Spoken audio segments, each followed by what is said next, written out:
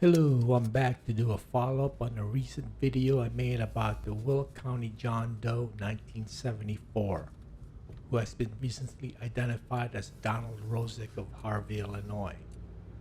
I've got a little bit more information about Mr. Rozek's story straight from his nephew David, the same nephew reported to have helped in the identification process for Mr. Rozek. So I'm back in Shanahan, Illinois, and around here where I am at is the exact location that, according to David, is where his uncle's body was found in 1974, and it is roughly 2 miles east of where I was originally the last time I was here, but it's basically within the same wooded area. David, whose last name is now Rozek, contacted me through YouTube 2 days after I posted the video. And what he had to say about his uncle was interesting, and he was kind enough to share them with me. What is publicly known about Donald Rozek is that he served in the military and vanished in 1971 or 72, and the reason for his disappearance and cause of death are undetermined or have not been revealed. So if you remember on my last video, I based my facts on information that was available to me, and I made speculations on how Mr. Rozek vanished and theories of how his body wound up here.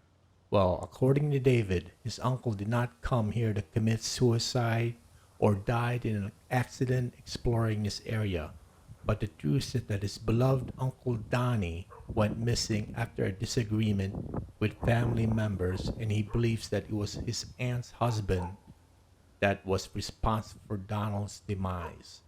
However, David didn't disclose the nature of the dispute or how he was murdered and how his body ended up here. But David told me that the person that he suspects has passed away.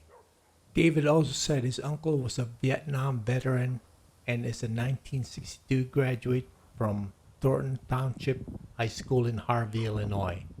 Judging from that, Mr. Rozek would have been 28 to 30 years old at the time he vanished. Another strange thing he told me is that this area is also the location of where his friends live. Their house is right behind the railroad tracks.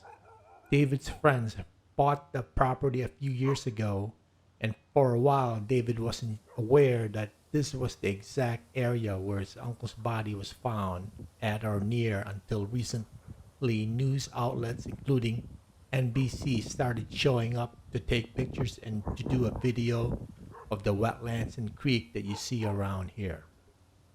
David admitted that it was kind of weird that his uncle was found in a place close to where he visits often, but he believes it's just a coincidence.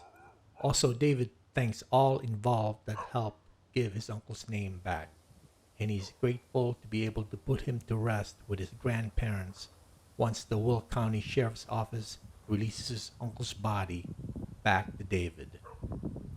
That is all the information I have of Donnie Rozek that I can give you. I believe that he was murdered elsewhere, perhaps in his hometown, and the culprit tried to hide the body here.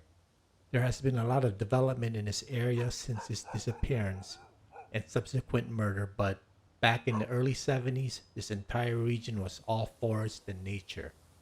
Pretty desolate and remote, an ideal place to hide a body. This case is under investigation and more facts will be available about the circumstances of his murder, but I'm pleased that Mr. Rozek's nephew David contacted me and shared his story.